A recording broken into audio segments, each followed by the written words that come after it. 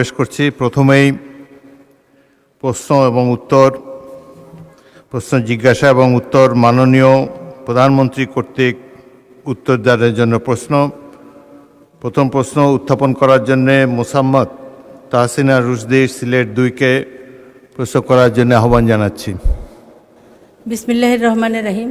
মাননীয় স্পিকার, আপনাকে ধন্যবাদ।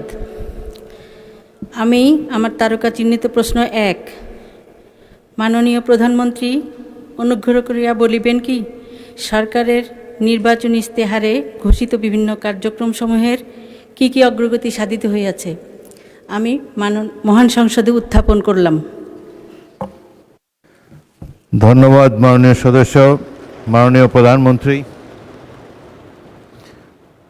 প্রশ্নটি উত্তর অনেক দীর্ঘ, এটিকে পঠিত বলে গণ্য করতে পারি। আপনি কি পড়তে চান না এটা পঠিত বলে গণ্য হোক? বিসমিল্লাহির রহমানির রহিম। মাননীয় স্পিকার, আসসালামু আলাইকুম।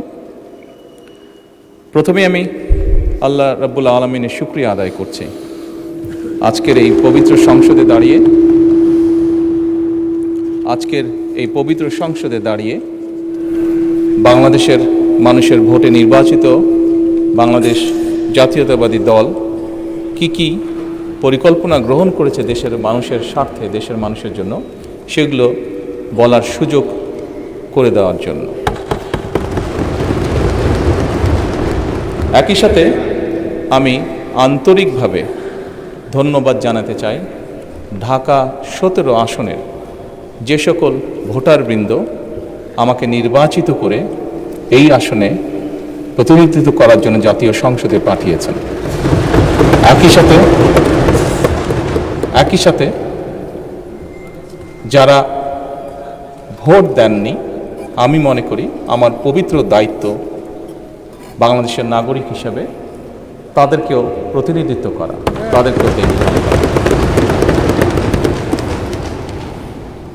মাননীয় স্পিকার, সরকারের নির্বাচনী ইশতেহারে ঘোষিত কার্যক্রমসমূহ বাস্তবায়নের জন্য সকল মন্ত্রণালয় বিভাগ আগামী 180 দিন, আগামী অর্থ বছর এবং আগামী 5 বছরের কর্মপরিকল্পনা প্রণয়নের জন্য এরই ভিতরে বিভিন্ন প্রকার উদ্যোগ গ্রহণ করেছে।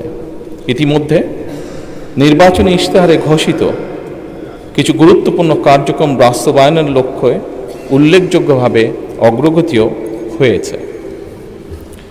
প্রান্তিক ও নিম্ন আয়ের পরিবারগুলোকে, যেখানে বাংলাদেশের অধিকাংশ পরিবারই প্রান্তিক বা নিম্ন আয়ের পরিবারের সদস্য, এই পরিবারগুলোকে প্রাথমিক পর্যায়ে 13টি জেলায় প্রায় 37,814টি নারী প্রধান পরিবারকে ফ্যামিলি কার্ড প্রদান কার্যক্রম শুরু হয়েছে। মাননীয় স্পিকার, একই সাথে কৃষকের সার্বিক সুরক্ষা প্রদানের জন্য সরকার কৃষক কার্ড প্রদানের উদ্যোগও গ্রহণ করেছে।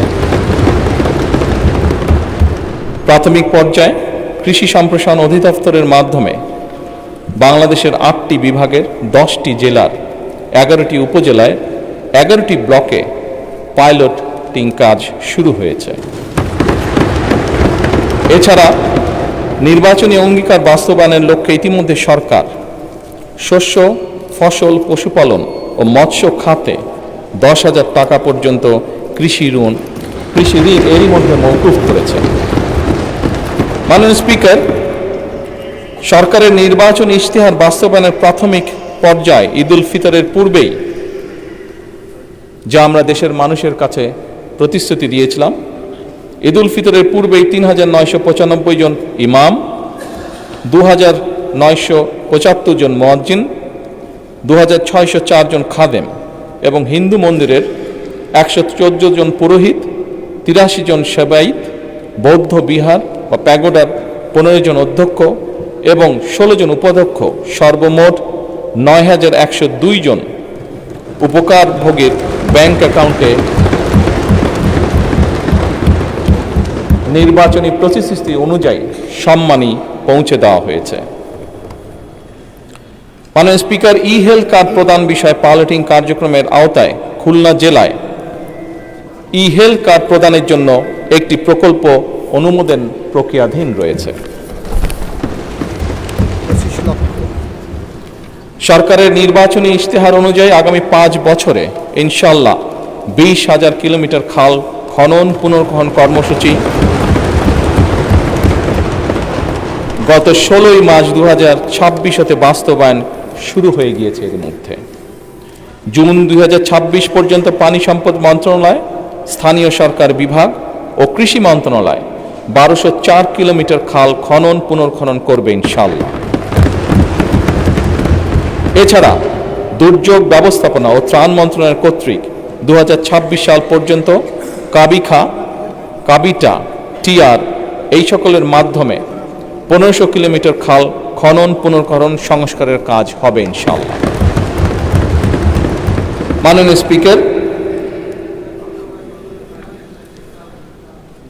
সামগ্রিক বিশ্বে পরিবেশ একটি সিরিয়াস কনসার্ন হয়ে দেখা দিয়েছে। আমরা ইনশাল্লাহ 5 বছরে 25 কোটি বৃক্ষরোপণ ও সবুজ কর্মসংস্থান সৃষ্টির লক্ষ্যে বনায়ন সৃজনের জন্য ইতিমধ্যে 1,50,00,000 বিভিন্ন প্রজাতির চারা উৎপাদন করা হয়েছে। এই উৎপাদিত চারাসমূহ চলতি বছর আসন্ন বর্ষা মৌসুমে ইনশাল্লাহ রোপণ করা হবে। মাননীয় স্পিকার,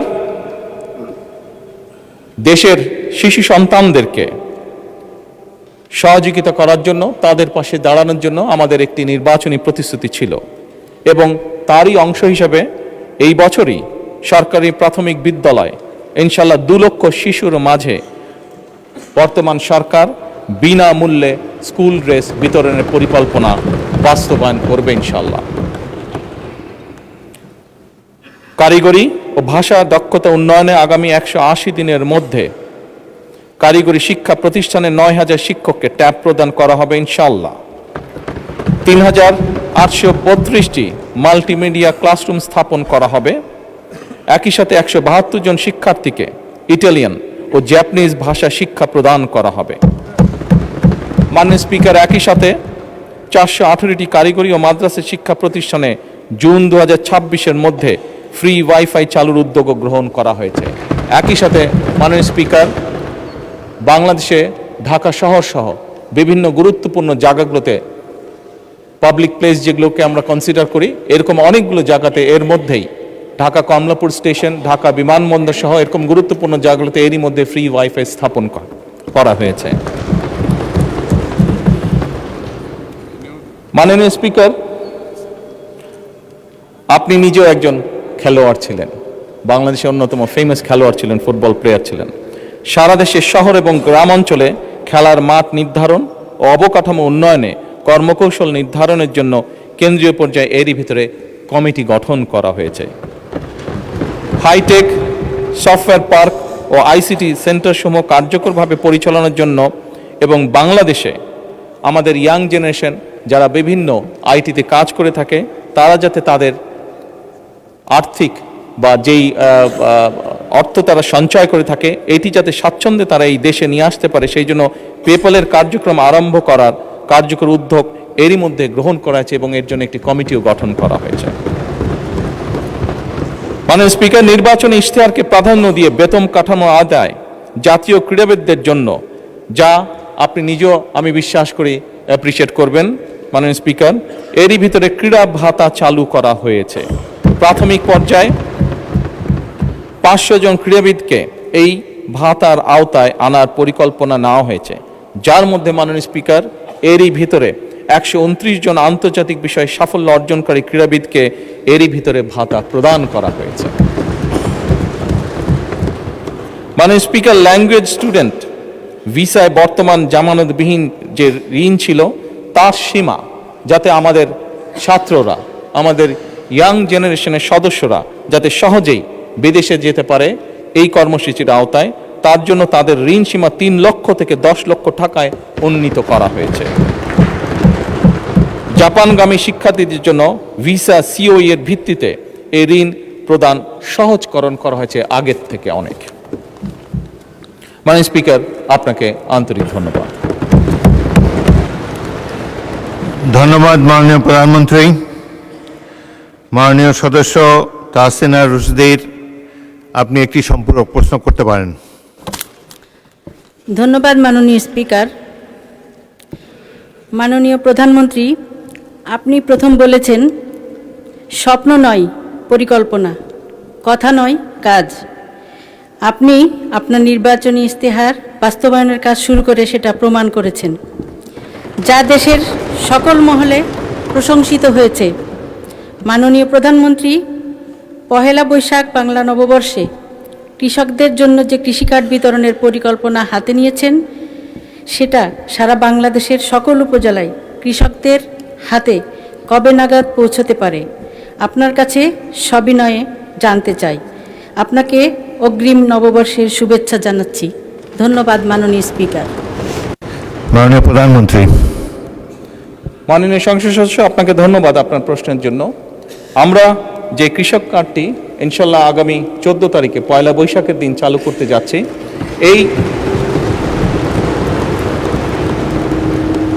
এই পাইলট কর্মসূচির আওতায় এরই ভিতরে আমরা প্রায় মোটামুটিভাবে 22,000 বিভিন্ন ধরনের কৃষক, প্রায় 22,000কে এই পাইলট প্রজেক্টের আওতায় নিয়ে এসেছি। বাংলাদেশের 10টি জেলায় এই কর্মসূচি আমরা শুরু করতে যাচ্ছি। আপনি যদি জিজ্ঞেস করেছেন যে কবে নাগাদ সমগ্র বাংলাদেশে এটি সকল কৃষককে আমরা দিতে পারবো, বাংলাদেশে সরকারের কাছে যে হিসাব আছে তাতে প্রায় 2,75,00,000 কাছাকাছি কৃষক আছে, প্লাস মাইনাস। আমরা ইনশাল্লাহ পর্যায়ক্রমিকভাবে আগামী কয়েক বছরের মধ্যে চেষ্টা করব, আমাদের সরকারের পরিকল্পনা রয়েছে সকল কৃষকের কাছে পর্যায়ক্রমিকভাবে পৌঁছানোর জন্য। ধন্যবাদ। সম্পূরক প্রশ্ন করার জন্য জনাব আখতার হোসেন আহ্বান জানাচ্ছি। আপনার মাধ্যমে মাননীয় প্রধানমন্ত্রীর থেকে জানতে চাই যে ফ্যামিলি কার্ড, কৃষক কার্ড, কৃষি কার্ড, হেলথ কার্ড যে ধরনের কর্মসূচিগুলো গ্রহণ করা হয়েছে তার ইতিবাচক কিছু দিক রয়েছে।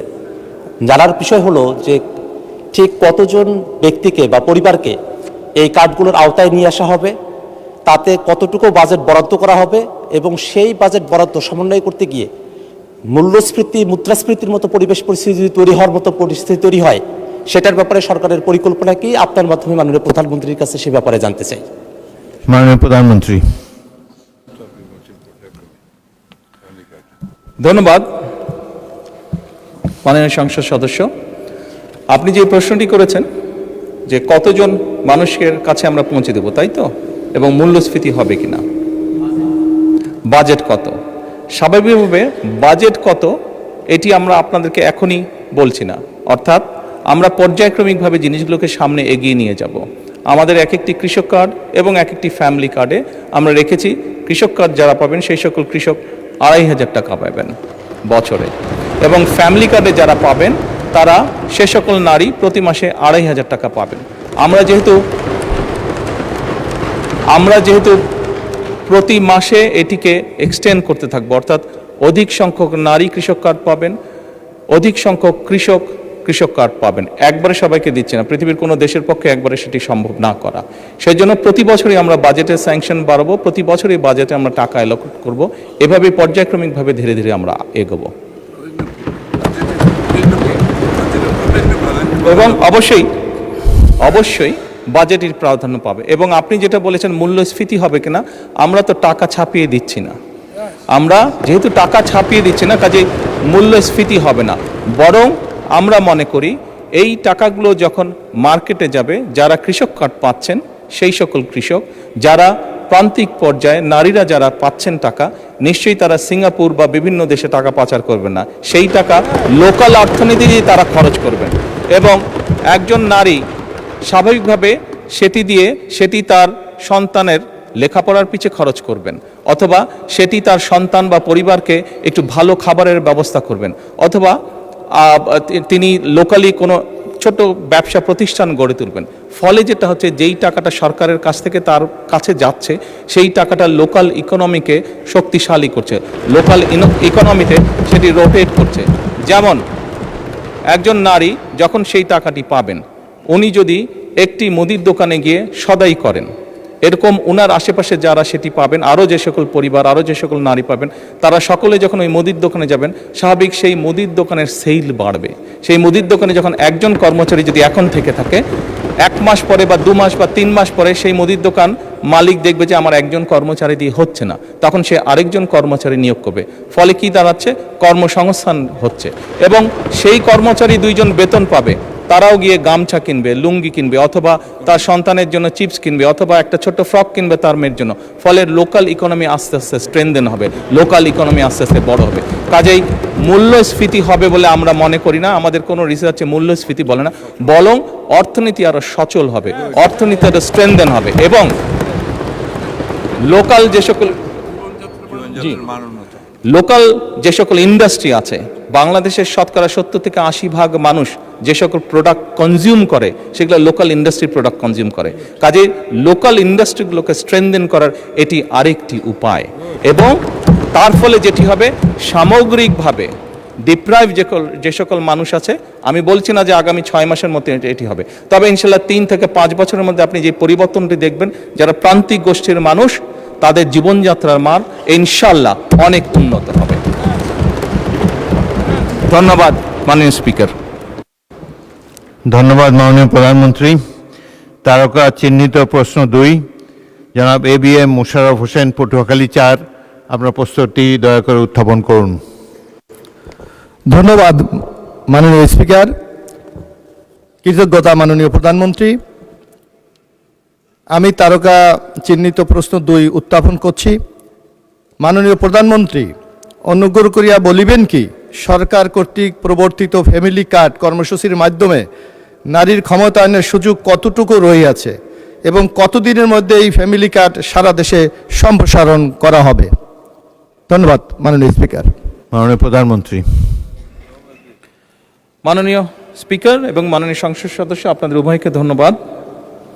গণপ্রজাতন্ত্রী বাংলাদেশের সংবিধানের 15 ঘ অনুচ্ছেদ অনুযায়ী নাগরিকদের সামাজিক নিরাপত্তা অধিকার নিশ্চিত করা রাষ্ট্রের অন্যতম মৌলিক দায়িত্ব। ফ্যামিলি কার্ড কার্যক্রম এই সাংবিধানিক দায়বদ্ধতাকে আধুনিক ডিজিটাল কাঠামোর মাধ্যমে একটি বৈষম্যহীন ও মানবিক কল্যাণ রাষ্ট্রে রূপান্তরের প্রধান হাতিয়ার বলে আমরা দৃঢ়ভাবে বিশ্বাস করি। মাননীয় স্পিকার, এই কর্মসূচির মূল দর্শনই হচ্ছে ব্যক্তি নয়, বরং পরিবারের উন্নয়নের মূল একক। বর্তমানে দেশে প্রচলিত 95টিরও বেশি সামাজিক নিরাপত্তা কর্মসূচির মাধ্যমে সমাজের পিছিয়ে পড়া জনগোষ্ঠীকে সহায়তা প্রদান করা হয়। দীর্ঘদিন যাবৎ এই সহায়তা প্রদান করা হলেও দারিদ্র্যের হার কাঙ্ক্ষিত রূপে হ্রাস পায়নি, বরং আমরা দেখেছি বিগত 18 মাসে দারিদ্র্যের সংখ্যা বরং বেড়েছে, বিভিন্ন স্ট্যাটিস্টিক্সে যা এসছে, এবং জনগোষ্ঠীর পুষ্টি ও স্বাস্থ্যের কাঙ্ক্ষিত উন্নয়ন আমরা ঘটতে দেখছি না। দেখা গেছে কোনো পরিবারে মাকে এ জাতীয় সহায়তা প্রদান করা হলে সহায়তাটি পরিবারের শিশুসহ অন্যান্য সদস্যদের খাদ্য, পুষ্টি, জরুরি চিকিৎসা ও শিক্ষায় ব্যবহার করা হয়, এবং অর্থের অপচয় বা অপ্রয়োজনীয় খাতে ব্যয়ের সুযোগ হ্রাস পায়। এ কারণেই ফ্যামিলি কার্ড পরিবারের প্রধান নারী সদস্যকে প্রদান করার সিদ্ধান্ত গ্রহণ করা হয়েছে।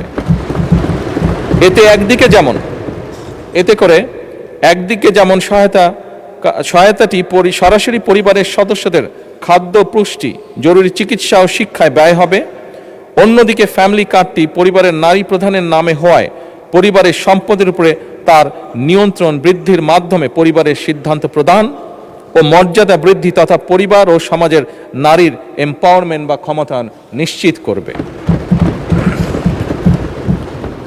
মাননীয় স্পিকার, গত 10ই মার্চ 2026 তারিখে দেশের 13টি জেলার 3টি সিটি কর্পোরেশন ইউনিয়ন এর 15টি ওয়ার্ডে ফ্যামিলি কার্ড কর্মসূচি চালু করা হয়েছে, এবং এর মাধ্যমে প্রাথমিক পর্যায়ে প্রায় 38,000, টু বি প্রিসাইজ 37,814টি নারী প্রধান পরিবারকে ভাতা প্রদান করা হয়েছে। বর্তমান 2025-26 অর্থ বছরে বাকি 3 মাসে আরও 30,000টি পরিবারকে এ কর্মসূচির আওতায় আনা হবে, এবং আগামী 4 বছরের মধ্যে দেশব্যাপী 4 কোটি পরিবারের কাছে পর্যায়ক্রমিকভাবে আমাদের এই ফ্যামিলি কার্ড এই ফ্যামিলি কার্ড পৌঁছে দেবার পরিকল্পনা রয়েছে মাননীয় স্পিকার। আপনাকে আন্তরিক ধন্যবাদ।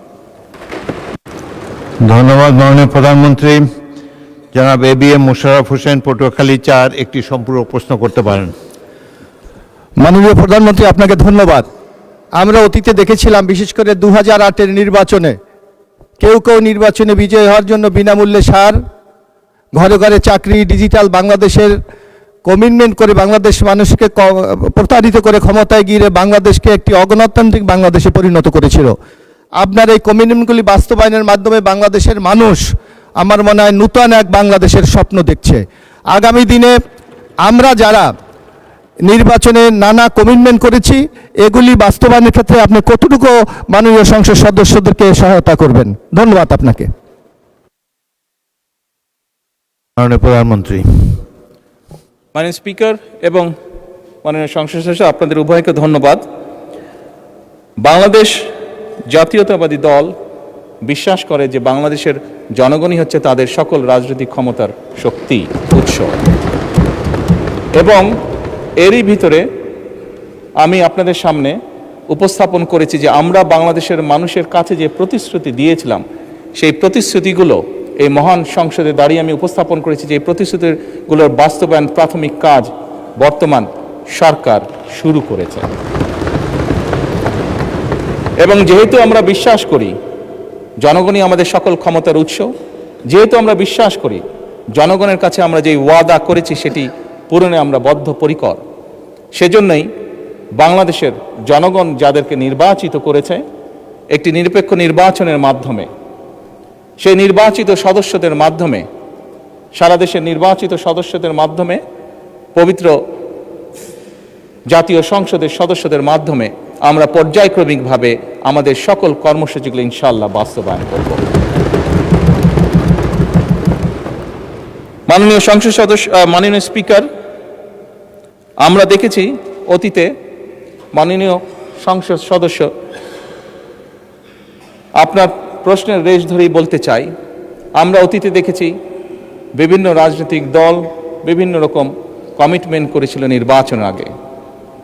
আপনি দু একটি কথা উল্লেখ করেছেন, কেউ কেউ বিভিন্ন রকম টিকিটও বিলি করেছিল। তবে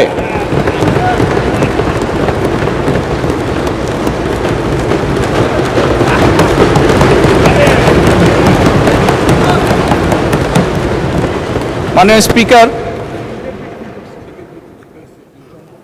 বিগত নির্বাচনে বাংলাদেশ জাতীয়তাবাদী দলের প্রতি জনগণ যে সমর্থন দিয়েছে, যে ম্যান্ডেট দিয়েছে, তাতে পরিষ্কারভাবে প্রমাণিত হয় বাংলাদেশের মানুষ এই ফ্যামিলি কার্ড, কৃষক কার্ড সহ যে সকল পরিকল্পনা আপনাদের এই মহান জাতীয় সংসদে আপনার মাধ্যমে আমি উপস্থাপন করেছি, সেই সকল পরিকল্পনার প্রতি বাংলাদেশের মানুষের সমর্থন আছে। এবং একই সাথে প্রমাণিত হয় বিগত নির্বাচনে ম্যান্ডেটের মাধ্যমে জনগণের বিএনপির প্রতি যে ম্যান্ডেট দিয়েছে তার মাধ্যমে প্রমাণিত হয় বাংলাদেশের মানুষ বাংলাদেশ জাতীয়তাবাদী দলের উপর আস্থা রেখেছে, তাদেরকে বাংলাদেশের মানুষ বিশ্বাস করে। মাননীয় স্পিকার, আপনার মাধ্যমে পরিষ্কারভাবে আমি বাংলাদেশ জাতীয়তাবাদী দল পক্ষ থেকে বলতে চাই যে ইনশাআল্লাহ বাংলাদেশের মানুষের কাছে আমরা যে প্রতিশ্রুতি দিয়েছি, আমরা আমাদের সর্বোচ্চ চেষ্টা দিয়ে সেই প্রতিশ্রুতি পালনের চেষ্টা অব্যাহত রাখব। ধন্যবাদ মাননীয় স্পিকার। ধন্যবাদ মাননীয় প্রধানমন্ত্রী। যারা মাসুম মুস্তফা, নেত্রকোনা 5, একটি প্রশ্ন করতে পারেন এবং ফ্যামিলি কার্ডের উপরে প্রশ্ন করবেন। ধন্যবাদ মাননীয় স্পিকার। আমি আপনার মাধ্যমে মাননীয় প্রধানমন্ত্রীকে অভিনন্দন জানাই যে উনি ফ্যামিলি কার্ড চালু করেছেন এবং কৃষক কার্ড চালু করবেন। আমার প্রশ্ন হচ্ছে, শ্রমিক সমাজের জন্য শ্রমিক কার্ড চালু করার কোনো পরিকল্পনা সরকারের আছে কিনা? ধন্যবাদ আপনাকে মাননীয় স্পিকার। মাননীয় প্রধানমন্ত্রী। মাননীয় সংসদ সদস্য, আপনাকে আন্তরিকভাবে ধন্যবাদ আপনার প্রশ্নের জন্য। এই মুহূর্তে আমাদের এইরকম কোনো শ্রমিকদের জন্য কার্ড দেবার পরিকল্পনা নেই, তবে শ্রমিক কল্যাণ ফেডারেশনের যে সকল অর্থ আছে শ্রমিকদের জন্য, শ্রমিকদের কল্যাণের জন্য, অবশ্যই সেই অর্থগুলি সত্যিকারভাবে শ্রমিকদের জন্য ব্যয় করা হচ্ছে কিনা আমরা সেটিকে অবশ্যই খোঁজ খবর করব এবং আমরা নিশ্চিত করার চেষ্টা করব যে সত্যিকারভাবে অন্য কোনো কিছুর পিছনে যাতে সেই অর্থ ব্যয় না হয়, বরং সেই অর্থ যাতে সঠিকভাবে সত্যিকারভাবে শ্রমিকদের কল্যাণের জন্যই ব্যয় করা হয়। আমাদের সরকারের এটি থাকবে অন্যতম প্রধান লক্ষ্য। ধন্যবাদ মাননীয় সংসদ সদস্য। ধন্যবাদ মাননীয় প্রধানমন্ত্রী। তারকা চিহ্নিত প্রশ্ন 3, জনাব মোহাম্মদ আবুল কালাম, কুমিল্লা 9, প্রশ্নটি উত্থাপন করুন। বিসমিল্লাহির রহমানির রহিম। মাননীয় স্পিকার, আপনাকে ধন্যবাদ। আমি মাননীয় স্পিকার আপনার মাধ্যমে আমার নির্বাচনী এলাকা কুমিল্লা 9 লাকসা মনোহরগঞ্জের সর্বস্তরের জনগণকে আমি আমার পক্ষ থেকে আন্তরিক ধন্যবাদ জানাচ্ছি। মাননীয় স্পিকার, আমি আপনার মাধ্যমে মাননীয় প্রধানমন্ত্রীর উত্তর দানের জন্য আমার তারকা চিহ্নিত প্রশ্ন 3 মহান জাতীয় সংসদে উপস্থাপন করছি। মাননীয় প্রধানমন্ত্রী, অনুগ্রহ করিয়া বলিবেন কি, বিগত ফ্যাসিস্ট সরকারের আমলে বাংলাদেশ হতে কি পরিমাণ অর্থ বিদেশে পাচার করা হয়েছিল এবং উক্ত টাকা ফিরিয়ে আনার জন্য সরকার কি কি পদক্ষেপ গ্রহণ করবে? ধন্যবাদ মাননীয় স্পিকার। মাননীয় প্রধানমন্ত্রী। মাননীয় স্পিকার, মাননীয় সংসদ সদস্য, আপনাদের উভয়কে ধন্যবাদ আমাকে এই প্রশ্নের উত্তর বলার সুযোগ করে দেওয়ার জন্য। মাননীয় স্পিকার, সরকার পরিচালনার দায়িত্ব গ্রহণ করার পর থেকে আমরা দেখছি যে আমরা অত্যন্ত ভঙ্গুর একটি অর্থনীতি পেয়েছি। তারপরেও দুর্নীতিকে এই সময়ের মধ্যে যতটুকু সম্ভব দুর্নীতির টুটি চেপে ধরে এবং বিভিন্ন জায়গায় বিভিন্ন লিকেজ বন্ধ করার উদ্যোগ গ্রহণের মাধ্যমে আমরা চেষ্টা করছি কিভাবে জনগণের যে ট্যাক্সের টাকা সেটিকে সর্বোচ্চ অগ্রাধিকার দিয়ে সবচেয়ে ভালোভাবে সেটিকে জনগণের স্বার্থে এবং দেশের স্বার্থে ব্যবহার করা যায়। মানে স্পিকার, অন্তর্বর্তীকালীন সরকার কর্তৃক যে শ্বেতপত্র প্রণয়ন করা হয়েছিল বা প্রণয়ন কমিটি যে করা হয়েছিল সেটির তথ্য মতে 2009 থেকে 2023 সালের মধ্যে বাংলাদেশ থেকে অবৈধ অর্থ প্রবাহের পরিমাণ ছিল আনুমানিক 234 বিলিয়ন মার্কিন ডলার, যা বছর হিসাবে যদি আমরা ভাগ করি তাহলে বছরে গড়ে 16 বিলিয়ন মার্কিন ডলার, বাংলাদেশি টাকায় 1.8 লক্ষ কোটি টাকা। মাননীয় স্পিকার, পাচারকৃত প্রত্যেক বছর পাচারকৃত এই অর্থ একাধিক দেশে স্থানান্তরিত হয় অভিযোগ থাকায় তা উদ্ধারে সংশ্লিষ্ট দেশগুলোর সাথে মাননীয় স্পিকার এরই ভিতরে তথ্য বিনিময়, সম্পদ শনাক্তকরণ এবং পারস্পরিক আইন সহায়তা জোরদার করা হচ্ছে। মাননীয় স্পিকার, এই লক্ষ্যে পারস্পরিক আইন সহায়তা চুক্তি বা মাল্টিপল লিগ্যাল অ্যাসিস্ট্যান্ট ট্রিটি সম্পাদন এবং মাল্টিপল লিগ্যাল অ্যাসিস্ট্যান্ট রিকোয়েস্ট এর বিনিময় মিউচুয়াল লিগ্যাল অ্যাসিস্ট্যান্ট সম্পাদন এবং মিউচুয়াল লিগ্যাল অ্যাসিস্ট্যান্ট রিকোয়েস্টের বিনিময় প্রক্রিয়ার জন্য পররাষ্ট্র মন্ত্রণালয় সংশ্লিষ্ট সকল মন্ত্রণালয় এবং সংস্থার সাথে সরকার নিবিড়ভাবে কাজ করছে।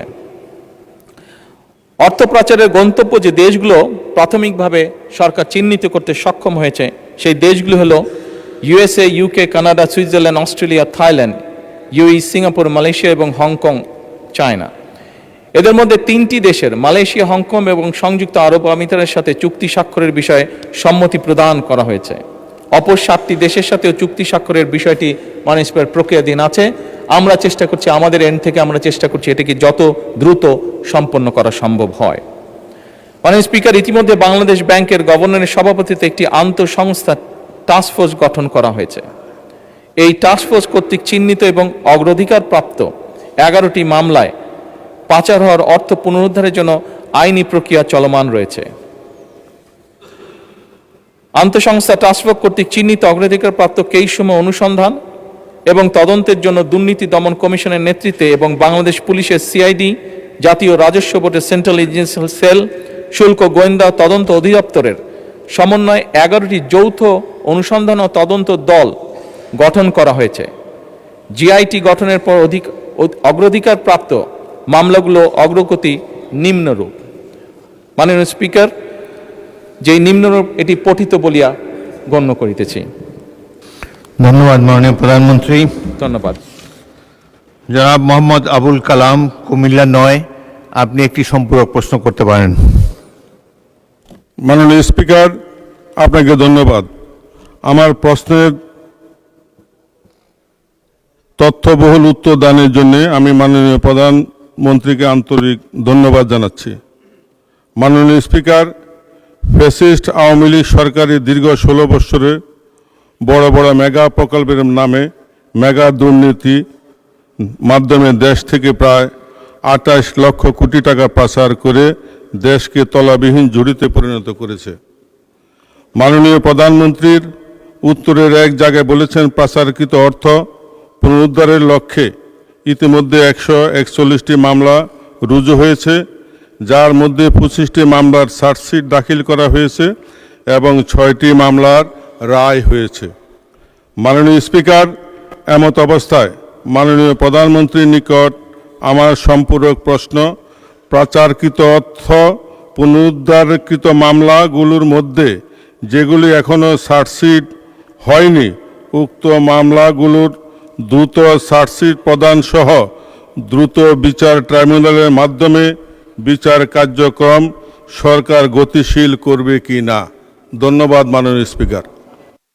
মাননীয় প্রধানমন্ত্রী। মাননীয় সংসদ সদস্য, আপনাকে ধন্যবাদ আপনার সম্পূরক প্রশ্নের জন্য। আপনি যেটি করেছেন, এক কথায় যদি বলতে হয়, এটি জনগণের অর্থ, এবং যেহেতু আমরা জনগণ দ্বারা নির্বাচিত সরকার, জনগণের প্রতি এবং দেশের প্রতি আমাদের একটি দায়বদ্ধতা আছে। খুব স্বাভাবিকভাবেই জনগণের অর্থ ফিরিয়ে নিয়ে এসে জনগণের জন্য এবং দেশের জন্য সেটি ব্যয় করা এই সরকারের অন্যতম প্রধান দায়িত্ব। কাজেই এই ব্যাপারে যেভাবেই হোক, যেই পদক্ষেপ গ্রহণ করলে জনগণের অর্থ ফেরত আসবে, আপনি নিশ্চিত থাকতে পারেন এই সরকার সেই পদক্ষেপই গ্রহণ করবে ইনশাআল্লাহ। ধন্যবাদ মাননীয় প্রধানমন্ত্রী। একটি সম্পূরক প্রশ্ন করতে পারেন জনাব মুজিবুর রহমান, রাজশাহী।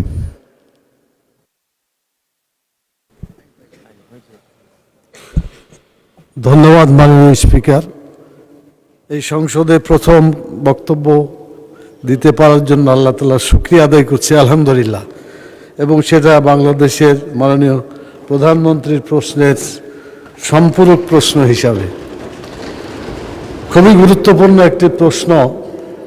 গোটা জাতি যে এই প্রশ্নের সাথে স্পর্শকাতরভাবে অপেক্ষা করছে যে এটা এ দেশের টাকা কিভাবে ফেরত আনা যায়। খুব গুরুত্বপূর্ণ এই প্রশ্নের জবাব মাননীয় প্রধানমন্ত্রী দিয়েছেন। আমার সম্পূরক প্রশ্ন হচ্ছে যে যারা এই টাকাগুলো বিদেশে পাচার করেছে তারা তো বাংলাদেশেই আছে, অথবা বাংলাদেশ থেকে বাইরে কোথাও আছে, যেটা আমাদের কূটনৈতিকদের যারা বিদেশে অ্যাম্বাসেডার আছে তাদের মাধ্যমে তাদেরকে আমরা চিহ্নিত করতে পারি। আমার প্রশ্ন মাননীয় প্রধানমন্ত্রীর কাছে, ওনার কার্যালয়ে যারা যারা টাকা পাচার করেছে তার কোনো তালিকা ইতিমধ্যে তিনি প্রস্তুত করতে পেরেছেন কি না? যদি না পেরে থাকেন, কতদিনের মধ্যে এই পাচারকৃত ব্যক্তি প্রতিষ্ঠানগুলোকে তালিকাভুক্ত করা যাবে এবং যারা বাংলাদেশে অবস্থানরত আছে তাদেরকে ধরে অ্যারেস্ট করে দ্রুত দেশ এবং জাতির আকাঙ্ক্ষা পূরণের জন্য এই জনগণের টাকাকে উদ্ধার করা যাবে? এই উদ্যোগ তিনি কতদিন নাগাদ নিতে পারেন আমি মাননীয় প্রধানমন্ত্রীর কাছে জানতে চাই। শুক্রিয়া, থ্যাংক ইউ। মাননীয় প্রধানমন্ত্রী। মাননীয় স্পিকার এবং মাননীয় সংসদ সদস্য, আপনাকে ধন্যবাদ এই প্রশ্নটি করার জন্য। প্রথমত, এই অন্যায়ের সাথে যারা জড়িত তাদের লিস্ট করার দায়িত্ব প্রধানমন্ত্রীর কার্যালয়ের নয়। এটি লিস্ট করার দায়িত্ব সরকারের সংশ্লিষ্ট বিভাগ আছে, তারা এটি লিস্ট করছে। দ্বিতীয় বিষয়টি হচ্ছে মাননীয় সংসদ সদস্য, মাননীয় স্পিকার, এটি বর্তমান সরকার একটি নির্বাচিত সরকার। আমরা অতীতে দেখেছি সরকারের বিভিন্ন ব্যক্তিবর্গ তাদের বিভিন্ন রকম ইচ্ছা আগ্রহের কারণে দেশের আইন কানুন, নীতি, নৈতিকতার তোয়াক্কা না করে যাকে যেরকম হয়েছে উঠিয়ে নিয়ে গেছে, যার কাছ থেকে যেরকম মনে হয়েছে জোর করে কিছু লিখিয়ে নিয়ে গেছে। বর্তমান সরকার আইনের প্রতি শ্রদ্ধাশীল। বর্তমান সরকার দেশের প্রচলিত আইন মেনে কাজ করতে চায় এবং আইনের ভিত্তিতেই বিচার করতে চায়, যাতে করে কোনো মানুষ ন্যায্য আইন থেকে বঞ্চিত হতে না পারে। এবং সে কারণেই মাননীয় স্পিকার, আইনগতভাবেই আমরা সকল প্রক্রিয়া গ্রহণ করব। আইনগতভাবেই আইন তার নিজস্ব গতিতে এগিয়ে যাবে এবং দেশের প্রচলিত আইন অনুযায়ী নির্ধারিত হবে তাদের শাস্তি, যারা এই দেশের অর্থ, এই দেশের জনগণের অর্থ তছরুফ করেছে বা এই দেশের জনগণের অর্থ যারা পাচার করেছে। ধন্যবাদ মাননীয় স্পিকার। ধন্যবাদ মাননীয় প্রধানমন্ত্রী। প্রধানমন্ত্রীর প্রশ্ন উত্তরের জন্য নির্ধারিত 30 মিনিট সময় শেষ হয়েছে। এখন আমি মন্ত্রীদের উত্তরদানের জন্য তারকা চিহ্নিত প্রশ্ন আহ্বান করব। প্রথম প্রশ্ন 130 নম্বর তারকা চিহ্নিত প্রশ্ন, জনাব মোহাম্মদ আখতারুজ্জামান মিয়া, আপনার প্রশ্নটি উত্থাপন করুন।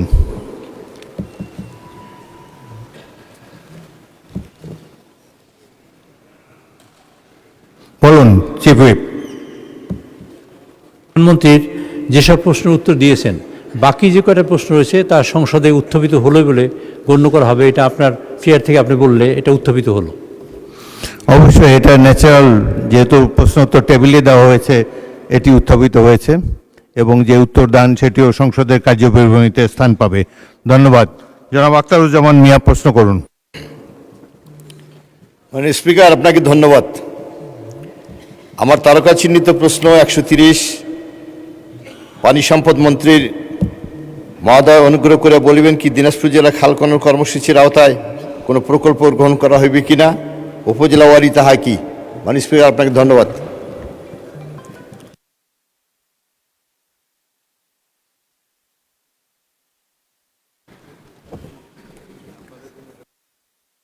মাননীয় মন্ত্রী। মাননীয় স্পিকার, আপনাকে ধন্যবাদ। মাননীয় স্পিকার, আমি একটু কারেকশন দিতে চাই। প্রথমত আমরা লক্ষ্য করছি যে যেই মাননীয় সংসদ সদস্য প্রশ্নটি উত্থাপন করেন, সংসদের রেওয়াজ অনুযায়ী বলতে হবে যে তারকা চিহ্নিত প্রশ্নটি আমি উত্থাপন করলাম। পুরা প্রশ্ন যদি আমি পড়ি তাহলে কিন্তু অনেক সময় লেগে যায়। সুতরাং আমি আপনার দৃষ্টি আকর্ষণ করছি এই ব্যাপারে রেওয়াজ অনুযায়ী একটা কারেকশন দিবেন মাননীয় স্পিকার। মন্ত্রী, পুরা প্রশ্ন পড়ার কোনো সুযোগ নাই মাননীয় স্পিকার। তারকা চিহ্নিত প্রশ্নটি উত্থাপন করলাম, এটা হলো রেওয়াজ সংসদের। মাননীয় মন্ত্রী, আপনি যেটা বলেছেন সেটাও ঠিক। অনেক সংসদে আমি দেখেছি প্রশ্নকারী সদস্য দাঁড়িয়ে শুধু বলেন তারকা চিহ্নিত প্রশ্ন 130, দ্যাটস এনাফ। জি, তবে তিনি চাইলে 2 লাইনের প্রশ্ন তার নির্বাচনী এলাকার জনগণও শুনছে, সেই জন্য তাকে সুযোগ দেওয়া যায়। সময় কিন্তু অনেক সাশ্রয়। আপনি উত্তর দেন। মাননীয় স্পিকার, আরেকটি কারেকশন, এখানে আমার নাম শহীদ উদ্দিন চৌধুরী আনি, উদ্দিনে রস্বীকার দীর্ঘিকার হবে মাননীয় স্পিকার। দীর্ঘিকার হবে মাননীয় speaker. What is in a name? গোলাপকে যেই নামেই ডাকা হয় সুগন্ধ তো থাকবেই। এ ব্যাপারে আমি আপনার দৃষ্টি আকর্ষণ করছি মাননীয় স্পিকার। আপনি উত্তর দেন মাননীয় মন্ত্রী। মাননীয় স্পিকার, আমি মাননীয় সংসদ সদস্যকে আন্তরিকভাবে ধন্যবাদ জানাই। তারকা চিহ্নিত প্রশ্নের উত্তরে শহীদ প্রেসিডেন্ট জিয়াউর রহমানের খাল খনন কর্মসূচির আলোকে বর্তমান সরকার নির্বাচনী ইশতেহার অনুযায়ী দেশব্যাপী নদী, নালা, খাল, জলাধার খনন ও পুনঃখনন করার কার্যক্রম গ্রহণ করেছে। উক্ত কার্যক্রমের প্রধান লক্ষ্য হল গ্রামীণ অর্থনীতির মাধ্যমে দেশের কৃষি ব্যবস্থার উন্নয়ন সাধন করা। মাননীয় স্পিকার, উক্ত কর্মসূচির মাধ্যমে দেশের সকল জেলার নদ নদী ও খাল বিলের নাব্যতা পুনরুদ্ধার হবে, পানি ধারণ ক্ষমতা বৃদ্ধি পাবে, বন্যা নিয়ন্ত্রণে সহায়তা করবে, কৃষি উৎপাদন বৃদ্ধি পাবে এবং সেচ ব্যবস্থার উন্নয়ন ঘটবে।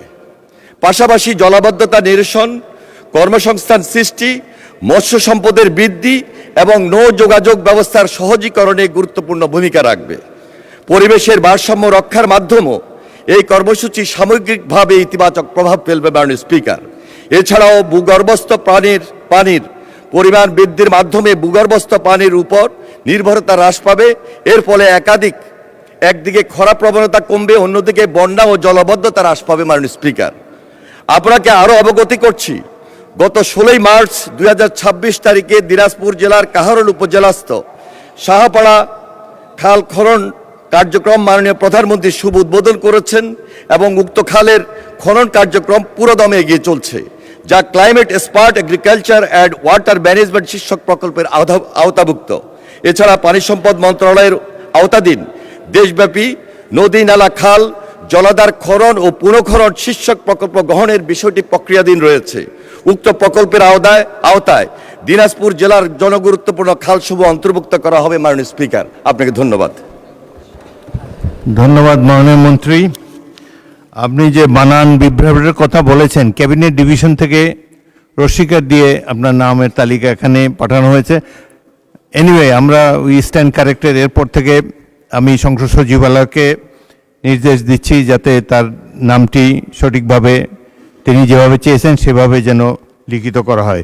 জনাব আখতারুজ্জামান মিয়া একটি সম্পূরক প্রশ্ন করতে পারেন। মাননীয় স্পিকার, আমি অত্যন্ত সৌভাগ্যবান এই কারণে যে 1979 সালে আমার বাংলাদেশ জাতীয়তাবাদী প্রাণপ্রিয় প্রতিষ্ঠাতা শহীদ রাষ্ট্রপতি জিয়া রহমান আমার ইউনিয়নে একটা খাল খনন করেছিলেন। আমার নির্বাচন এলাকায় যে নদী আত্রাই নদী, সেটা দুই ভাগ হয়ে গেছে, একটা আত্রাই একটা কাকড়া হয়ে। সেই নদীতে খাল খনন করে আখিটার দ্বারা এবং চির নদীতে নিয়ে যাওয়া হয়। আমাদের প্রিয় নেতা সেটা খনন করেছিলেন। পরবর্তীতে সেখানে একটা রাবার ড্যাম হয়, কিন্তু বর্তমানে আত্রাই নদী খনন করার ফলে আমাদের কাকড়া নদীতে পানি আসে না এবং আমাদের যে রাবার ড্যাম আছে সেই ড্যাম প্রজেক্টটা বর্তমানে ফেল করতেছে এবং আমাদের নেতা যে খালটা খনন করেছে ওই খাল দিয়ে পানি আর চির নদীতেও যায় না, আখিটাটাও যায় না। সুতরাং আমি অনুরোধ করব, যেহেতু ওই ইউনিয়নের মানুষ, আমার নেতা ওই ইউনিয়নে গেছিলেন, যার জন্য ওই নদীটা খনন করার মধ্য দিয়ে আমার নেতার যে কাজটা করেছিলেন সেটাকে আবার দ্রুত চালু করা যাবে কিনা এই ব্যাপারে মাননীয় মন্ত্রী মহোদয়ের দৃষ্টি আকর্ষণ করছি। মাননীয় স্পিকার, আপনার ধন্যবাদ। স্পিকার, আপনাকে ধন্যবাদ। আমরা 16 তারিখে যখন মাননীয় প্রধানমন্ত্রী দিনাজপুর জেলার কাহারোল উপজেলার শাহপাড়া খালটি উদ্বোধন করতে যান, তার আগেই আমরা যখন দেখেছি আত্রাই নদী এবং পাশাপাশি কাকা নদীর এটাকে এখন আর নদী বলা যাবে না, খাল হয়ে গিয়েছে মাননীয় স্পিকার, এবং এত বেশি পলি জমেছে এখানে। আমরা লক্ষ্য করেছি যদি এই খালটি পুনঃখনন না করা হয় তাহলে ওই উত্তরাঞ্চলে সামগ্রিকভাবে এলাকার জনগণ সুবিধা থেকে, উপকার থেকে অনেক বঞ্চিত হবে। আমাদের নলেজে রয়েছে, আমরা যাচাই বাছাই করব। আমি আশ্বস্ত করতে চাই মাননীয় সংসদ সদস্যকে যে খুব শীঘ্রই এই ব্যাপারে পরীক্ষা নিরীক্ষা করে আমরা একটা সঠিক সিদ্ধান্ত গ্রহণ করার চেষ্টা করব। ধন্যবাদ মাননীয় স্পিকার। ধন্যবাদ মাননীয় মন্ত্রী। সম্পূরক প্রশ্ন করতে পারেন আহমদ বিন কাসেম, ঢাকা।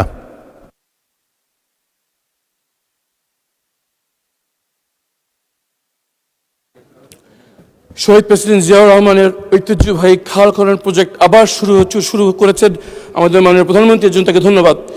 কিন্তু কুপির নিচে অন্ধকারের মতো সারা বাংলাদেশের প্রত্যন্ত অঞ্চলে খাল খনন হচ্ছে, কিন্তু ঢাকা শহরে শত শত কিলোমিটার খাল বেদখল অবস্থায় পড়ে রয়েছে। এইগুলো উদ্ধার করার জন্য কি প্রক্রিয়া, কোনো প্রজেক্ট হাতে নেওয়া হচ্ছে কিনা?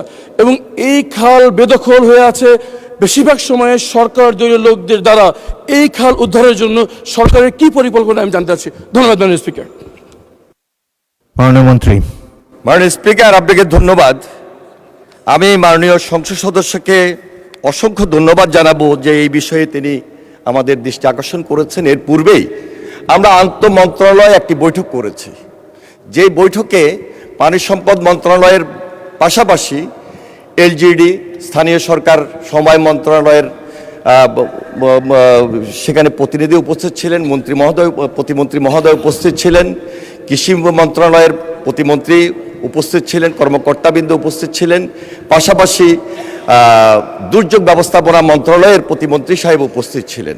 সবাই মিলে আমরা সিদ্ধান্ত নিয়েছি যে ঢাকা শহরে যেহেতু স্থানীয় সরকার মন্ত্রণালয়ের অধীনস্থ, আমরা তাকে স্ট্রেংথেনিং করার ব্যাপারে সর্বাত্মক সহযোগিতা করব। ইতিমধ্যে ঢাকার পাশাপাশি সুবাড্ডা খালে আমরা গিয়েছি, আমরা সেখানে পরিদর্শন করেছি, এই ব্যাপারে যথাযথ আমরা উদ্যোগ গ্রহণ করেছি। আমরা আশা করছি খুব শীঘ্রই আরও বেশি ত্বরান্বিত করার মাধ্যমে আমরা ঢাকা শহরবাসীর যে উপকার দেওয়ার দরকার সেটা আমরা অ্যাডজাস্ট করতে সক্ষম হব। মাননীয় স্পিকার, আপনাকে অসংখ্য ধন্যবাদ। ধন্যবাদ মাননীয় মন্ত্রী। পরবর্তী প্রশ্ন তারকা চিহ্নিত প্রশ্ন 132, শেখ মোহাম্মদ রেজাউল ইসলাম, নওগাঁ 6।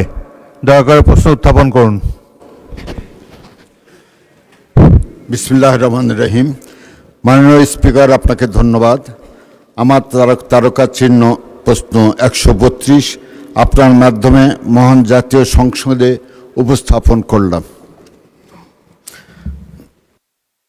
মাননীয় মন্ত্রী জনাব মোহাম্মদ আব্দুল বারী।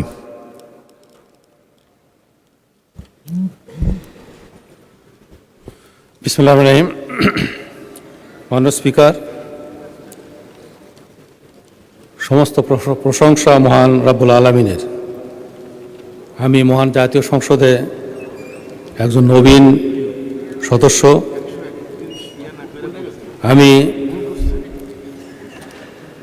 গভীর শ্রদ্ধা ও ধন্যবাদ জানাই মাননীয় সংসদ নেতা ও মাননীয় প্রধানমন্ত্রীকে, যিনি আমাকে নমিনেশন দিয়েছেন এবং আমার নির্বাচনী এলাকা 35 জয়পুরহাট 2 কালাই খেতলা লাক্কিলপুরের সর্বস্তরের নেতৃবৃন্দ, কর্মীবৃন্দ এবং ভোটারদের, যারা আমাকে বিপুল ভোটের ব্যবধানে নির্বাচিত করে এই সংসদে পাঠিয়েছেন। মাননীয় স্পিকার, আমি গভীর শ্রদ্ধার সাথে স্মরণ করছি আধুনিক বাংলাদেশের উপকার স্বাধীনতার ঘোষক শহীদ প্রেসিডেন্ট জিয়াউর রহমানকে। আমি গভীর শ্রদ্ধা জানাই আমাদের মা 3 বারের প্রধানমন্ত্রী, এদেশের গণতান্ত্রিক আন্দোলনের পুরোধা দেশনেত্রী মরহুমা বেগম খালেদা জিয়াকে এবং তাদের আত্মার মাগফিরাত কামনা করি। মাননীয় স্পিকার, আমি এখন প্রশ্নের উত্তর পাঠ করছি। মাননীয় স্পিকার, 31 ডিসেম্বর 2023 পর্যন্ত সরকারি কর্মচারীদের জনবল সংক্রান্ত হালনাগাদকৃত তথ্যের ভিত্তিতে সর্বশেষ প্রকাশিত স্ট্যাটিস্টিক্স অফ পাবলিক সার্ভেন্টস 2024 মোতাবেক সকল মন্ত্রণালয় ও সরকারি অফিসসমূহের শ্রেণীওয়ারে কর্মরত কর্মচারীর সংখ্যা এবং শূন্য পদের সংখ্যা নিম্নরূপ। শ্রেণী প্রথম 1,90,773, শূন্য পদ 68,884, প্রথম থেকে নবম গ্রেড। দ্বিতীয় 2,33,726, শূন্য 1,29,166, দশম থেকে 12তম গ্রেড। তৃতীয় 6,13,835, শূন্য 1,46,799, 13তম থেকে 16তম। চতুর্থ 4,04,577, শূন্য 1,15,235, 17তম থেকে 20তম। অন্যান্য 7,980, শূন্য পদ 8,136। সরকারি কর্মচারী কিন্তু সরকারের বেতন স্কেল অনুসরণ করেন অনারারি নির্দিষ্ট বেতনভুক্ত ও চুক্তিভিত্তিক যারা বিভিন্ন শ্রেণীতে অবস্থান করে। মোট কর্মরত কর্মচারীর সংখ্যা 14,50,891, শূন্য পদ 4,68,220। ধন্যবাদ মাননীয় স্পিকার। ধন্যবাদ মাননীয় চিফ হুইপ। স্পিকার, এই মাননীয় আইনমন্ত্রী আমার পাশেই বসা, আর তার প্রশ্ন ছিল 131, সেটা আপনি স্কিপ করে গেছেন, খেয়াল করেননি হয়তোবা। আরেকটা সম্পূর্ণ প্রশ্ন নেওয়ার পরেই এই প্রশ্নটা দেব।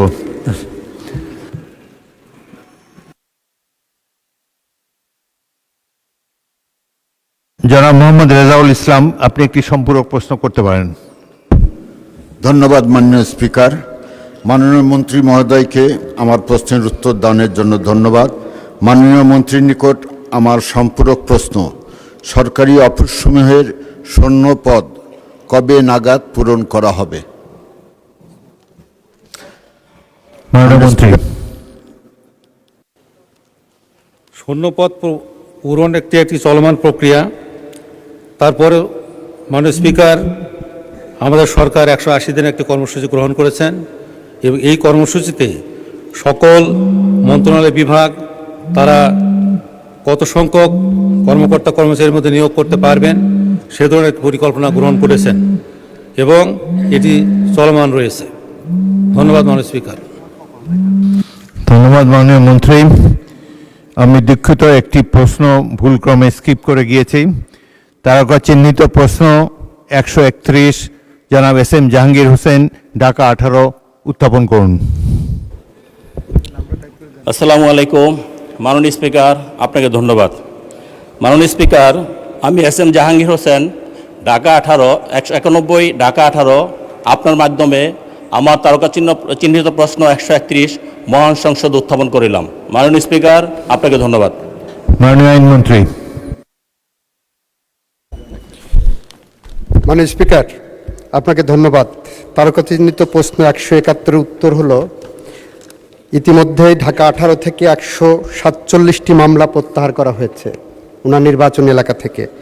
সারা বাংলাদেশে রাজনৈতিক মিথ্যা গায়েবী হয়রানিমূলক মামলার যেটা প্রত্যাহার করা হয়েছে তার সংখ্যা 23,865 এবং এই মামলা আরও প্রত্যাহারের তালিকায় আমরা যাচাই বাছাই কমিটি করেছি। সেই কমিটির প্রতিবেদন অনুসারে পরবর্তীতে প্রত্যাহার করা হবে।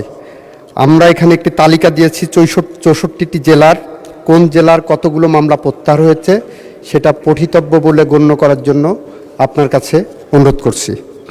ধন্যবাদ মাননীয় মন্ত্রী। জনাব SM জাহাঙ্গীর হোসেন একটি সম্পূরক প্রশ্ন করতে পারেন।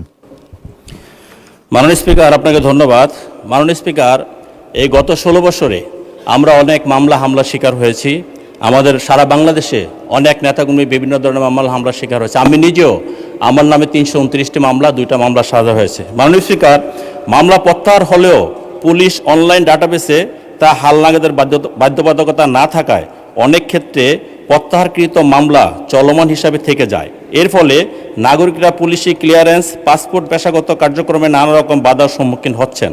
মাননীয় মন্ত্রী মহোদয়ের নিকট আমার প্রশ্ন, মামলা প্রত্যাহারের পর পুলিশ ডাটাবেজে তাৎক্ষণিকভাবে হালনাগাদের নিশ্চিত করতে কোনো বাধ্যতামূলক ডিজিটাল ব্যবস্থা চালুর পরিকল্পনা আছে কিনা সেটা একটু দয়া করে মাননীয় মন্ত্রী বলবেন। আমি নিজেও এর শিকার, আমারও পুলিশ ক্লিয়ারেন্স হয়নি মাননীয় স্পিকার। ধন্যবাদ আপনাকে। মাননীয় মন্ত্রী। উনি যেটা বলেছেন এটা ওনার ফান্ডামেন্টাল রাইটস। একজন মানুষ যখন আদালত কর্তৃক খালাসপ্রাপ্ত হন, ইনোসেন্ট প্রুভড হন, এটা তার মৌলিক অধিকারের মধ্যে পড়ে যে তাকে in accordance with law treatment দিতে হবে, যে তার বিরুদ্ধে কোনো অভিযোগ নাই, তাকে পুলিশি তালিকায় এভাবে রাখার সুযোগ নাই। এ বিষয়ে আইন মন্ত্রণালয়ের কোনো প্রকল্প নাই।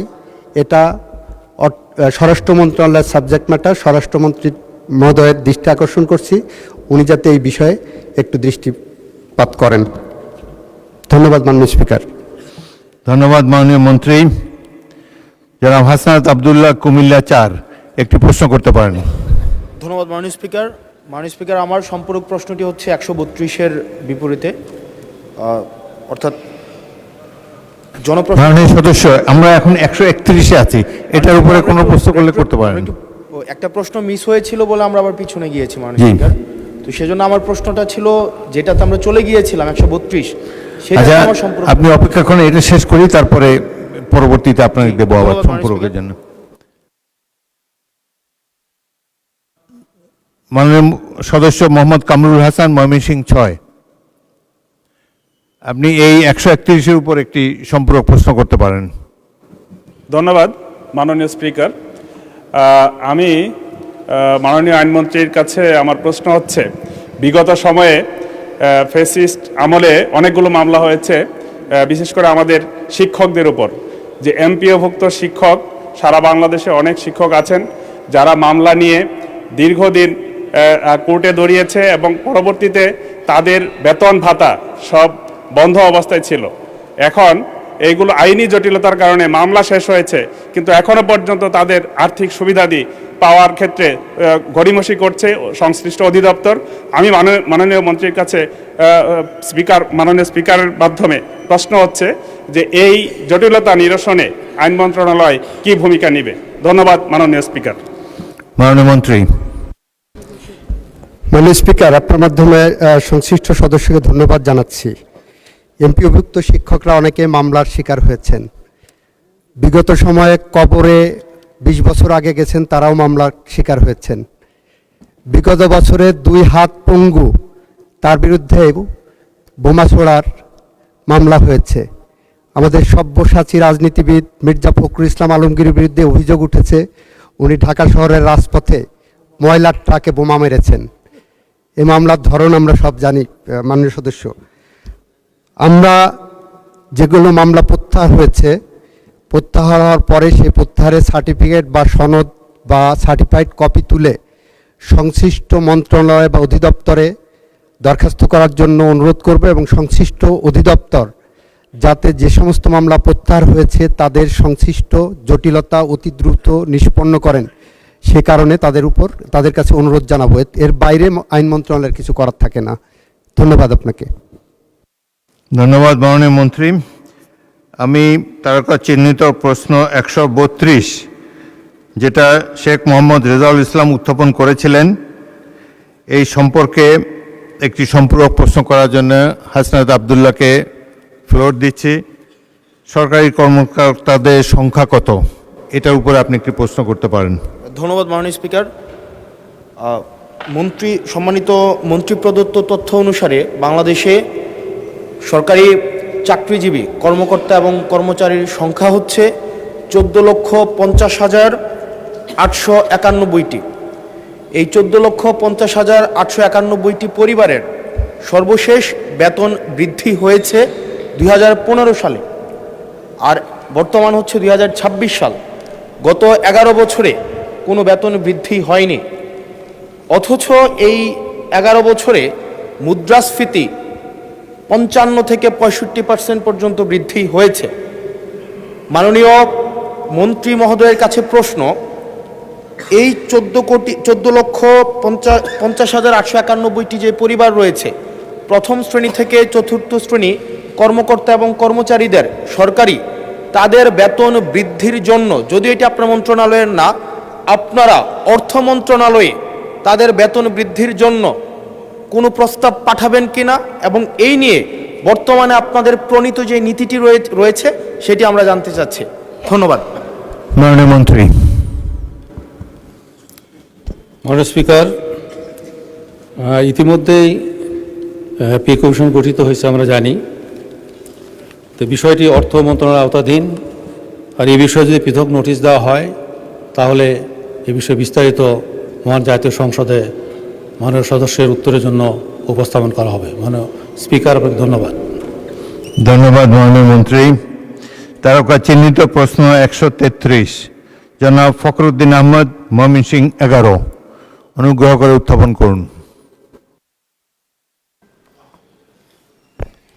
আসসালামু আলাইকুম। মাননীয় স্পিকার, আপনাকে ধন্যবাদ। আমি ফখরুদ্দিন আহমেদ, 156, ময়মনসিংহ 11। মাননীয় মৎস্য ও প্রাণী সম্পদ মন্ত্রী মহোদয় অনুগ্রহ করিয়া বলিবেন কি, বর্তমানে ময়মনসিংহ জেলার ভালুকা উপজেলায় কোনো সরকারি মৎস্য খামার আছে কিনা, থাকলে কি, এবং মৎস্য খামারিদের সহজ শর্তে ঋণ প্রদান করা হবে কিনা, হলে তা কিভাবে? ধন্যবাদ মাননীয় স্পিকার। মাননীয় কৃষিমন্ত্রী।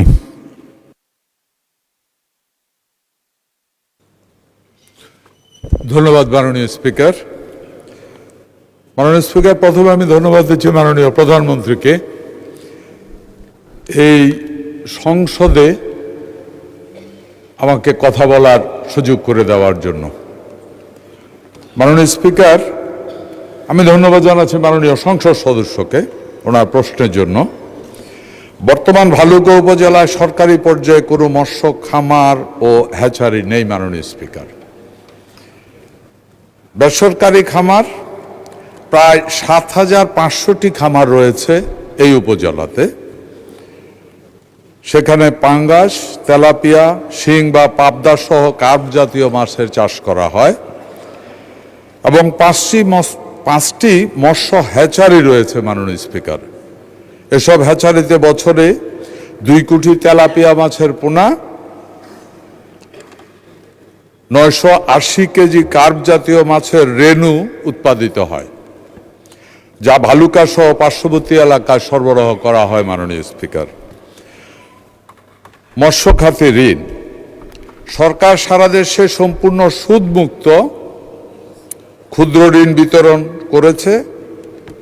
ভালুকা উপজেলায় এই পর্যন্ত 70 জন সুবিধাভোগীর মধ্যে 7 লক্ষ টাকা ঋণ বিতরণ করা হয়েছে। মাননীয় স্পিকার, ভবিষ্যতে মৎস্য খামারিদের মধ্যে সহজ শর্তে ঋণ দানের কার্যক্রম জোরদার করার পরিকল্পনা এই সরকারের রয়েছে। ধন্যবাদ মাননীয় স্পিকার। ধন্যবাদ মাননীয় মন্ত্রী। জনাব ফখরুদ্দিন আহমেদ, ময়মনসিংহ 11, একটি সম্পূরক প্রশ্ন করতে পারেন।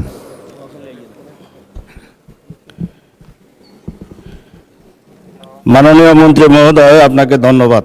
মাননীয় স্পিকার, আপনাকে ধন্যবাদ। আপনার মাধ্যমে আমি মাননীয় মৎস্য ও প্রাণী সম্পদ মন্ত্রী মহোদয়ের দৃষ্টি আকর্ষণ করছি। আমার নির্বাচনী এলাকা ময়মনসিংহ 11 ভালুকা শিল্প সমৃদ্ধ এলাকা হওয়ার পাশাপাশি বর্তমানে প্রাণী সম্পদ ও দুগ্ধ উৎপাদনে এক অপার সম্ভাবনার অঞ্চল হয়ে উঠেছে।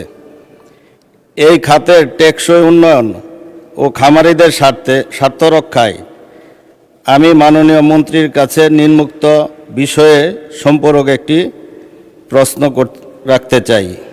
ভালুকার খামারিদের আধুনিক প্রশিক্ষণের জন্য একটি জাতীয় খামারি প্রশিক্ষণ ইনস্টিটিউট এবং গুণগত মান নিশ্চিতকরণে একটি রপ্তানিমুখী সরকারি মাংস ও দুগ্ধ প্রক্রিয়াজাতকরণ প্লান্ট স্থাপনের কোনো পরিকল্পনা সরকারের আছে কিনা?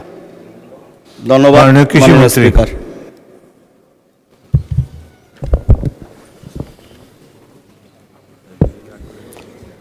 মাননীয় স্পিকার, আপনাকে ধন্যবাদ জানাচ্ছি মাননীয় সংসদ সদস্যকে। আমাকে যে প্রশ্নটি করা হয়েছিল, মূল প্রশ্নটি যেটা ছিল মাননীয় স্পিকার, এই প্রশ্ন ছিল মৎস্য খামার নিয়ে। এখানে দুগ্ধজাত বা প্রাণী সম্পদ সংক্রান্ত কোনো প্রশ্ন ছিল না। তারপরেও আমি যেটা বলতে পারি যে এই সরকার প্রাণী এবং মৎস্য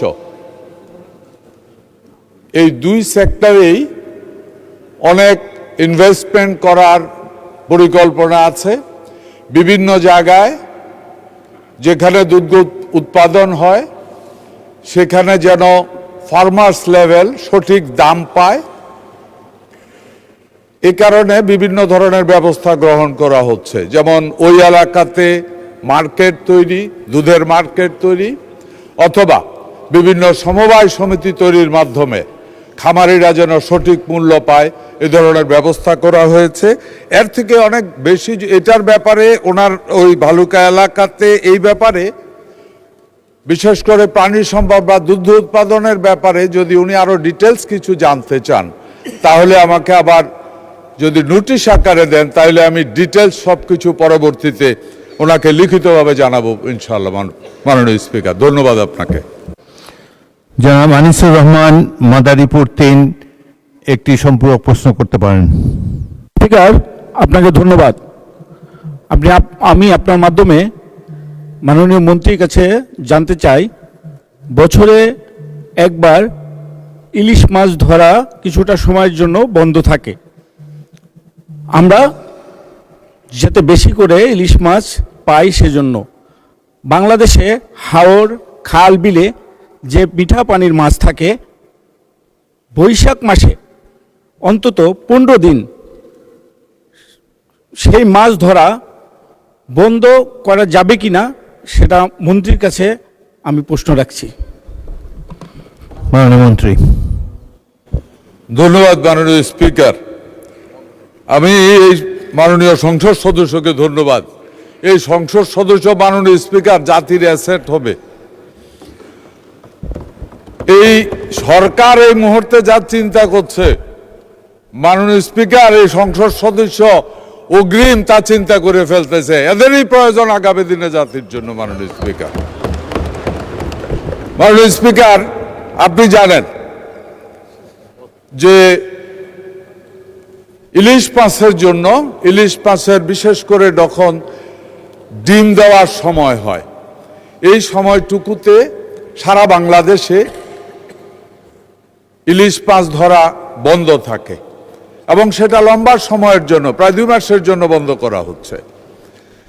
এবং এই সময়ে যারা মৎস্যজীবী আছে, ইলিশ মৎস্যজীবী আছে, তারা যেন অভাবে না পড়ে, এই কারণে তাদেরকে ফ্রি চাল দেয়া হয়। মাননীয় স্পিকার, এবারে শুধু ইলিশ নয়, ইলিশ, নদী সহ সমুদ্রে পর্যন্ত এই মাছ ধরা নিষিদ্ধ করা হচ্ছে। বিশেষ করে লেস ডেপথ ওয়াটার যেটা আছে, যেখানে এই সিজনে ওই জাতীয় মাছগুলি পোনা দেয় এবং তখন যদি মাছ ধরা হয় তাহলে সমুদ্রেরও বিভিন্ন জাতের মাছের পোনা ধ্বংস হয়ে যায়, নষ্ট হয়ে যায়। এই কারণে ওইটাও বন্ধ করে দেওয়া হয়েছে। উনি জানতে চেয়েছে হাওড়ে বা জলা মিঠা পানিতে এটা কোনো বন্ধ করার, নির্দিষ্ট সময়ে বন্ধ করার কোনো পরিকল্পনা আছে কিনা। জি মাননীয় স্পিকার, এ ধরনের পরিকল্পনা আছে এবং এই সৃজন থেকেই আমরা মিঠা পানিতে, মাননীয় স্পিকার, একদিন কত মিঠা পানির মাছ আছিল, নিজে হাতে খাটিয়েছি, এত বড় বড় শিং মাছ ধরছি। মাননীয় স্পিকার, আজকাল আর নাই, সারা নষ্ট হয়ে গেছে সব। টাকি মাছ, কই মাছ কিচ্ছু পাওয়া যায় না। মাননীয় স্পিকার, এর কারণে একটাই, ন্যাচারাল যে ব্রিডিং আছে এটা ধ্বংস হয়ে গেছে। এই কারণে এই সরকার, এই সচেতন সরকার, এই কৃষক প্রেমিক সরকার, সাধারণ মানুষ প্রেমিক সরকার যেটা করছে, মাননীয় স্পিকার, এখন থেকে বিলের মধ্যে আমরা একটা কি বলে এটাকে, ফ্রি জোন, অভয়াশ্রম, অভয়ারণ্য বা অভয়াশ্রম করা হইতেছে। অভয়ারণ্য এটা জলার ভিতরে, নদীর ভিতরে, খালের মধ্যে এবার থেকেই অভয়ারণ্য করা হবে এবং সেখানে মাছ ধরতে দেওয়া হবে না। যেখানে মাদার মাছ যারা আছে তারা আশ্রয় নেবে, ডিম পারবে। আগামী দিনে বাঙালি আবার তার পুরানো ঐতিহ্য ফিরে পাবে। ডুলা ভরা মাছ থাকবে, পুকুর ভরা মাছ থাকবে। মাননীয় স্পিকার, ধন্যবাদ আপনাকে। ধন্যবাদ মাননীয় মন্ত্রী। তারকা চিহ্নিত প্রশ্ন 134, জনাব শাহজাহান চৌধুরী, চট্টগ্রাম 15। আসসালামু আলাইকুম। মাননীয় স্পিকার, আপনাকে অসংখ্য ধন্যবাদ। আমি মহান সংসদে আমার তারকাচিহ্নিত প্রশ্ন 134 উত্থাপন করছি। মাননীয় স্পিকার, আপনাকে ধন্যবাদ। জনাব শহীদুদ্দিন চৌধুরী, মাননীয় মন্ত্রী। মাননীয় স্পিকার, আপনাকে ধন্যবাদ। আমি মাননীয় সংসদ সদস্যকেও ধন্যবাদ জানাচ্ছি। দেশের কৃষি, সেচ ও নিষ্কাশন ব্যবস্থার উন্নতির লক্ষ্যে চলতি অর্থবছরের অবশিষ্ট সময়ে বাংলাদেশ পানি উন্নয়ন বোর্ডের আওতায় মোট 318.639 কিলোমিটার খাল পুনঃখননের পরিকল্পনা রয়েছে। মাননীয় স্পিকার, উল্লেখ্য যে গত 16/3/2026 তারিখে গণপ্রজাতন্ত্রী বাংলাদেশ সরকারের মাননীয় প্রধানমন্ত্রী দিনাজপুর জেলার কাহারোল উপজেলার বলরামপুরে শাহপাড়া খাল পুনঃখননের মাধ্যমে বর্তমান সরকারের অন্যতম নির্বাচনী অঙ্গীকার দেশব্যাপী নদী, নালা, খাল, জলাধার খনন ও পুনঃখনন কর্মসূচির বাস্তবায়ন কার্যক্রম শুরু করেন। আপনাকে আরও অবগতি করছি, সরকারের 180 দিনের কর্মসূচির আওতায় চলমান প্রকল্পের মাধ্যমে জুন 2026 পর্যন্ত পানি সম্পদ মন্ত্রণালয়, স্থানীয় সরকার বিভাগ ও কৃষি মন্ত্রণালয় 1204 কিলোমিটার খাল খনন পুনঃখনন করবে। এছাড়া দুর্যোগ ব্যবস্থাপনা ও ত্রাণ মন্ত্রণালয় কর্তৃক জুন 2026 পর্যন্ত কাবিখা কাজের বিনিময়ে খাদ্য, কাবিঠা, কাজের বিনিময়ে টাকা, টিয়ার, টেস্ট রিলিফ এর মাধ্যমে 1500 কিলোমিটার খাল পুনঃখনন ও সংস্কার করা হবে মাননীয় স্পিকার। পরবর্তীতে সরকারের নির্বাচনী ইস্তাহার অনুযায়ী 20,000 কিলোমিটার খাল পুনঃখনন করার জন্য, খাল খনন এবং খাল পুনঃখনন করার জন্য পানি সম্পদ মন্ত্রণালয়, স্থানীয় সরকার বিভাগ, কৃষি মন্ত্রণালয় এবং দুর্যোগ ব্যবস্থাপনা ও ত্রাণ মন্ত্রণালয় নতুন এবং চলমান প্রকল্পের আওতায় অবশিষ্ট খাল খনন এবং পুনঃখনন সম্পূর্ণ করবে মাননীয় স্পিকার। আপনাকে ধন্যবাদ। জনাব শাহজাহান চৌধুরী, মাননীয় সদস্য, একটি সম্পূরক প্রশ্ন করতে পারেন। মাননীয় স্পিকার, মাননীয় মন্ত্রী মহোদয়কে ধন্যবাদ জানাচ্ছি। এর আগে আমাদের কৃষি মন্ত্রী মহোদয় আমাদের বাংলার গ্রাম মানুষের মাছের চাহিদার উপরে যেই বক্তব্য দিয়েছেন, আসলে উনি যে বুঝতে পেরেছেন বর্তমানে সারা বাংলাদেশের মাছের যে অভাব, এই জন্য ওনাকে আন্তরিকভাবে পদক্ষেপ যা নিয়েছেন সেটা বাস্তবায়িত করার আহ্বান জানাচ্ছে। আমার সম্পর্ক প্রশ্ন হচ্ছে, মাননীয় স্পিকার, আমাদের আপনি জেনে খুশি হবেন চট্টগ্রামের মহানগরীতে একটা বীরজাকাল ছিল। আমাদের জামাত মহানগরীর উদ্যোগে আমি সেই বীরজাকাল খনন করে এইবারে চট্টগ্রামকে জলবদ্ধতাকে থেকে অনেক অংশে আল্লাহর মেহেরবানি সেখানে আমরা জলবদ্ধতা থেকে রেহাই পেয়েছিলাম। তো আজকে মাননীয় মন্ত্রী মহোদয়ের কাছে আমার সম্পূরক যে প্রশ্নটা, সেটা হলো যে গ্রামে, বিশেষ করে আমার দক্ষিণ চট্টগ্রামে ডলু, হাঙ্গর, টঙ্গাপুতি এই খালগুলো শহীদ রাষ্ট্রপতি জিয়াউর রহমান নয়া খাল নামে 1980 সনে উনি একটি খাল খনন করেছিলেন, যেটার উপকার আমরা সাতকানিয়া লোহাগাড়াবাসী এখনো পাচ্ছি। এখন আমার মাননীয় মন্ত্রী মহোদয়ের কাছে সম্পূরক প্রশ্ন হলো, যেই 3টা বড় বড় খাল, যেই খালগুলো এখন নদীতে রূপান্তরিত হয়েছে ডলু খাল সরকারিভাবে, আর 2টা এখনো খাল আছে, কিন্তু দুঃখের বিষয় গত 18 বছরে প্রভাবশালী একটি রাজনৈতিক দলের কারণে খালের বিভিন্ন অংশে, বিশেষ করে উজানে দখল করে ভরাট হয়ে গিয়েছে। এই খালগুলো আইনগতভাবে উদ্যোগ গ্রহণ করবেন কিনা, এটাই মাননীয় মন্ত্রী মহোদয়ের কাছে জানতে চাচ্ছি। আপনাকে ধন্যবাদ মাননীয় স্পিকার। মাননীয় মন্ত্রী। মাননীয় স্পিকার, আপনাকে ধন্যবাদ। আমি মাননীয় সংসদ সদস্যকেও ধন্যবাদ জানাচ্ছি। আমাদের সারা বাংলাদেশে 64টি জেলায় একটা চলমান খাল খনন প্রকল্প রয়েছে, চলমান প্রকল্প রয়েছে। এর আওতায় আমরা ইতিমধ্যে 54টা জেলায় কর্মসূচি হাতে নিয়ে এসেছি, এবং এটা করতে গিয়ে আমরা দেখেছি অনেক জায়গায়, বিশেষ করে শিল্প কলকারখানার অনেক বর্জ্য স্তূপ হয়ে আছে, অনেক জায়গায় খাল নদী দখল হয়ে এসছে। এবং আমরা যখন এই কর্মসূচিটা হাতে নিয়েছি এবং চলমান কাজটা শুরু করেছি, করতে গিয়ে আমরা এই সমস্ত বাধা বিপত্তিকে মোকাবেলা করে প্রকল্পটি চলমান রেখেছি। সুতরাং ওনার যে নির্বাচনী এলাকা, সেখানে যে দুটি খাল এবং একটি নদীর কথা উল্লেখ করেছেন, আমরা যাচাই করব এবং সেখানে যেখানে যেখানে বাধা আছে, যেখানে যেখানে বিভিন্ন বাড়ি ঘর, দোকানপাট অথবা শিল্প বর্জ্য কারণে সেখানে স্তূপ আছে, সেটাকে আমরা কিভাবে সরানো যায়, সেটা কিভাবে মোকাবেলা করা যায়, সে ব্যাপারে আমরা উদ্যোগ গ্রহণ করব। আশা করছি খুব শীঘ্রই এই ব্যাপারে আমরা যাচাই বাছাই করে পদক্ষেপ গ্রহণ করব। মাননীয় স্পিকার, আপনাকে ধন্যবাদ। মাননীয় সদস্যবৃন্দ, আসরের নামাজের জন্য সংসদের বৈঠকে 30 মিনিট বিরতি দেওয়া হলো। ধন্যবাদ।